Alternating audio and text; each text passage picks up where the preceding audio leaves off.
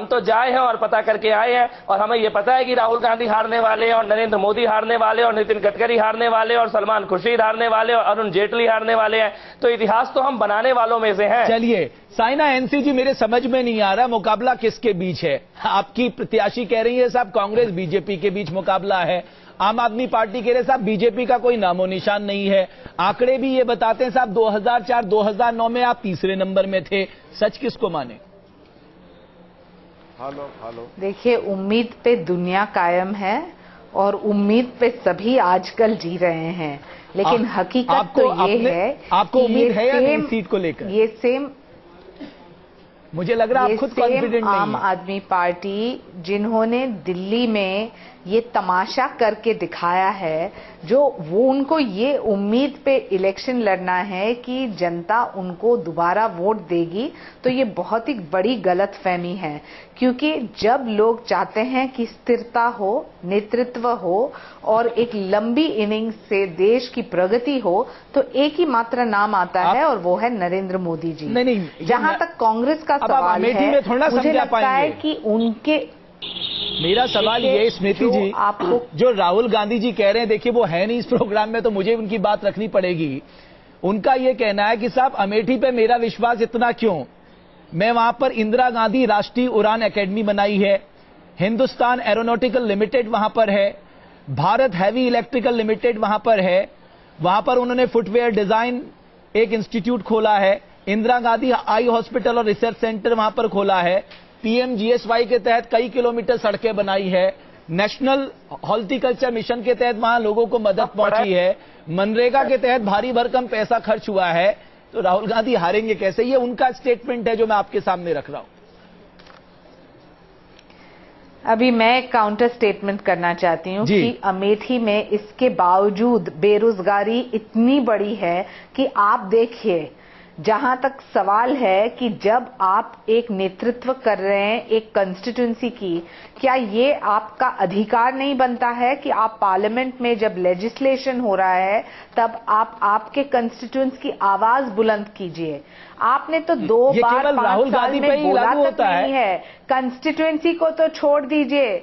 मैं कहना चाहती हूं कि जब इंफ्रास्ट्रक्चर नहीं, सड़क, बिजली, पानी, जो बेसिक कम्युनिटीज है, इसके प्रति आप अमेठी में लोगों से चर्चा कीजिए, तो आपको पता चलेगा कि पिछड़ा तो पिछड़ा है, लेकिन ये तो बहुत ही ज्यादा पिछड़ा हुआ कंस्टिट्यूंसी है। ये मापदंड केवल राहुल गांधी पे लागू है या आपको लगता है आपके नेताओं पे भी लागू है?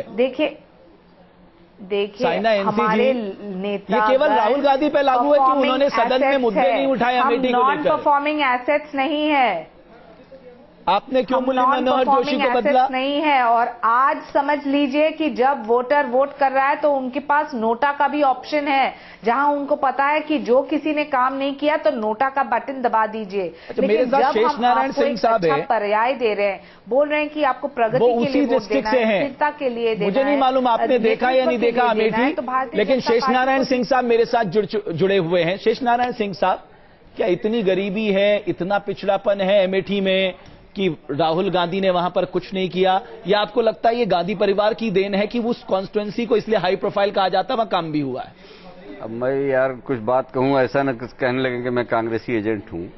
सही बात यह है कि 1977 में जब संजय गांधी वहां चुनाव लड़ने गए थे, पूरे अमेठी विधानसभा क्षेत्र में एक भी सड़क ऐसी नहीं थी जिसमें तारकोल लगा हो, कच्ची सड़कें थी, कहीं नहीं थी। अमेठी कस्बा में कुछ नहीं था, वहां पे आज हिंदुस्तान लेबर आर्टिस्ट लग चुका है। तो तरक्की तो इन्होंने की है। अब ये जो ये कह रहे हैं कि उन्होंने विषय नहीं उठाया, कुछ नहीं किया, या तो बिन विषय उठाए काम हो जा रहा है। अरे भैया, अभी मैं बताऊं, इनके पिताजी और इन्होंने तमाम ऐसी इंडस्ट्रीज वहां लगाई हैं, वहां पे नहीं विकास तो मेरा ख्याल है जो इशू नहीं है। विकास जितना अमेठी का हुआ है उतना तो गुजरात में कहीं नहीं हुआ है। लेकिन मैं कांग्रेस को डिफेंड नहीं करना चाहता। नहीं, डिफेंड मत करिए। मैं आपसे वस्तुस्थिति पूछ रहा हूं। मैं ये नहीं कह रहा कि आप कांग्रेस के लिए डिफेंड करिए। आप कह रहे गुजरात से ज्यादा विकास अमेठी का हुआ है, बहुत ज्यादा भाई।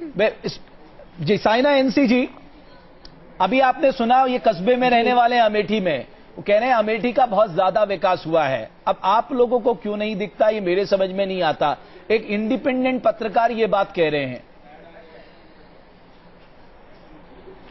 मैं स्वागत करती हूं, लेकिन ये एक प्रतिक्रिया है। आप लाखों से बात करें तो आपको पता चलेगा कि बहुमत प्रतिक्रिया क्या है।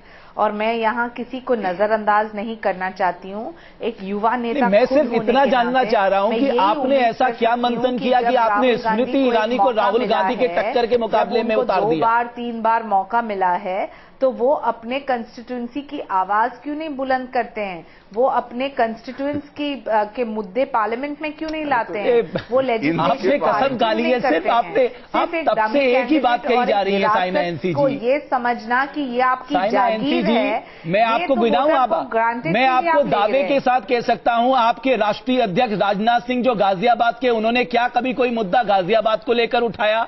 आपके एक और वरिष्ठ नेता आपके मुरली मनोहर जोशी, क्या उन्होंने कोई मुद्दा वाराणसी को लेकर उठाया? आपके तीसरे बड़े नेता आडवाणी, लालकृष्ण आडवाणी जी, वो कितनी बार गांधीनगर की कॉन्स्टिट्यूएंसी को लेकर बोले? मैम केवल क्या ये राहुल गांधी पे ही मापदंड लागू होता है या आपके बड़े नेता भी इसके लिए जिम्मेदार है? अगर ये मापदंड है तो आप जवाब दीजिए। आप कृपया हमारे वरिष्ठ नेता के बारे में टिप्पणी न कीजिए। राजनाथ सिंह ऐसा जी क्यों किया है? अरे क्यों टिप्पणी नहीं करें? सुन लीजिए मेरी बात। अरे टिप्पणी करने का अधिकार मत छीनो सरकार। रहा है उत्तर प्रदेश के लिए, उसके आप मापदंड भी नहीं कर सकते हैं। एंटी कॉपिंग हो या फिर किसानों को लोन्स वेव करना, उनको इंटरेस्ट फ्री लोन देना, ये सब जो योगदान रहा है स्टेट के लिए रहा है। साइना एनसी जी, मुझे एक छोटा सा ब्रेक लेना। ये वाकई ये चर्चा दिलचस्प हो रही है। अगर आपने आज ये मानदंड तय किया है तो मैं कुछ और सवाल आपसे पूछूंगा। इस मानदंड में कौन कितना खरा उतरता है? कुछ पलों के लिए यहां पर रुक रहे हैं, लेकिन अमेठी के इस दिलचस्प अखाड़े पे ये चर्चा हमारी लगातार जारी है।